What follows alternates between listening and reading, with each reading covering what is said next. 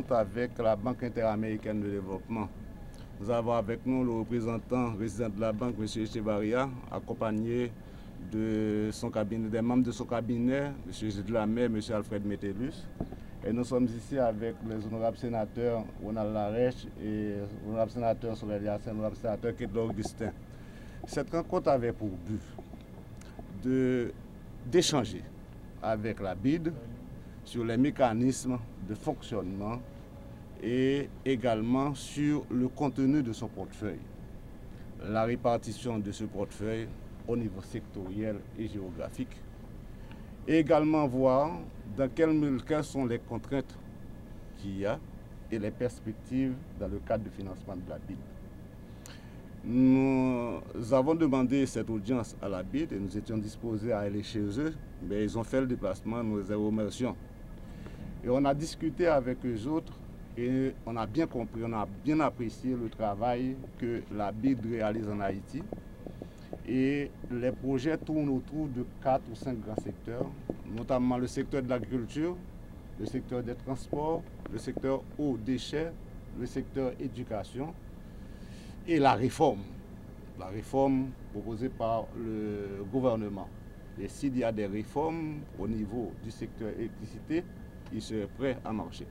Alors, ce sont des échanges très très fructueux qu'on a eu ce matin avec la BID. Et nous autres, nous sommes très contents et nous apprécions l'ensemble des informations fournies par le représentant Echevarria ici. Et les collègues ici présents en ont discuté non seulement du portefeuille global, mais voir également dans les départements respectifs les projets maintenant de la BID, l'orientation de ces projets-là. Et nous sommes très contents d'être avec la BID. Un autre point qu'on a discuté également, c'est que la BID travaille avec le gouvernement, mais le secteur privé également. C'est-à-dire qu'il y a un volet qui finance le secteur privé dans la mesure où le secteur privé présente des projets sociaux, des projets rentables au niveau social et surtout au niveau économique. La BID travaille avec le secteur privé aussi. Nous avons un portefeuille en exécution avec à peu près 500 millions de dollars qui sont pour décaisser dans des différents secteurs et projets. Et nous avons aussi une enveloppe d'1 milliard de dollars et pour approuver avec les gouvernements de ces moments, le gouvernement du président Moïse. C'est sur la question de comment assigner les ressources pour ces gouvernements qu'on est en train d'être en discussion avec les gouvernements. C'est les gouvernements d'Haïti qui nous donnent des priorités et à travers le ministère de l'Économie et des Finances.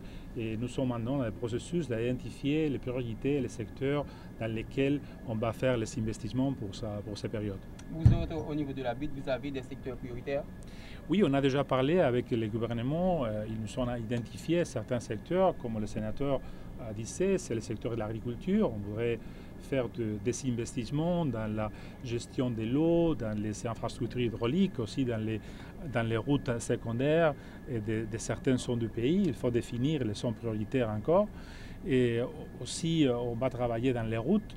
Et je pense que la priorité fondamentale, c'est de terminer la route de l'Écaille à Jérémie, aussi terminer la route nationale 1 jusqu'à 4, et aussi faire la route de Gonaïves à Port-de-Paix et Saint-Fouleur.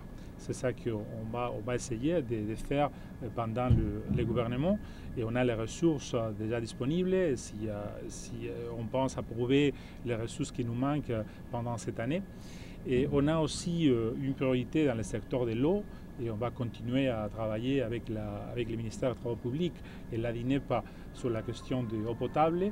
Déchets solides, c'est une autre chose qu'on va faire pour les Cap, les environs des Cap, les communes de Limonade, des Trous du Nord, des Caracoles aussi dans le Nord.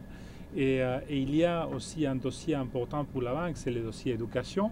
Et on est disponible à travailler. On est en train de travailler avec le ministère de l'Éducation sur les besoins et les priorités dans le secteur d'éducation. Et finalement aussi, on voit beaucoup de possibilités de travail dans les volets de réforme de l'État. Et le gouvernement a préparé des plans, a identifié de bonnes priorités de ce côté. La BID est disponible à travailler aussi là-dessus, et spécialement dans les secteurs prioritaires qui ont été identifiés pour nous, sont les secteurs travaux publics, agriculture et éducation aussi. Quelle est donc la nature de ce montant? S'agit-il du prêt ou de dons? Ce sont des dons. Et la BID fait en Haïti depuis 2010 seulement des dons.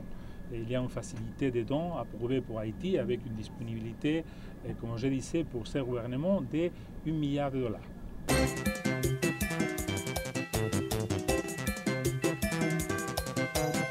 Nous faisons constat dans le pays, nous voyons que il y a un changement qui est démarré, on a parlé de développement dans le pays, et vrai développement n'est pas qu'à faire sans section communale. Parce qu'il faut que l'État arrive dans la section communale. Et le constat que nous faisons, après retourner que nous avons fait dans la Latibonite, côté que nous avons rencontré avec toute Kazek, Azek, délégué ville qui est élu, et nous voyons qu'il y a un grand pile d'inquiétude. Il y a beaucoup de gens capables d'installer.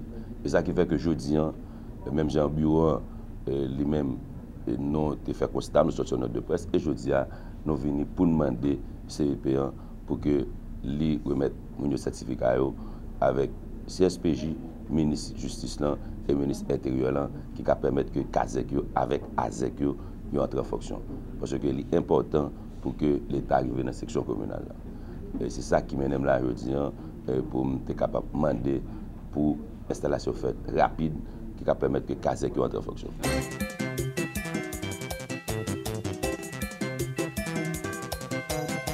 Jeudi, nous t'ai invité encore une fois ministre Affaires sociales là, ça fait deuxième fois nous inviter pour nous ensemble te garder, nous t'inviter alors avant 1er mai pour nous te connaître est-ce que ajustement salaire minimum n'a été fait, ajustement salaire a été fait, il pas mettre pied et nous venons par la suite qui ça qui passé dans la rue côté ces populations, côté ces ouvriers qui prend la rue pour demander pour faire ajustement salaire pour eux.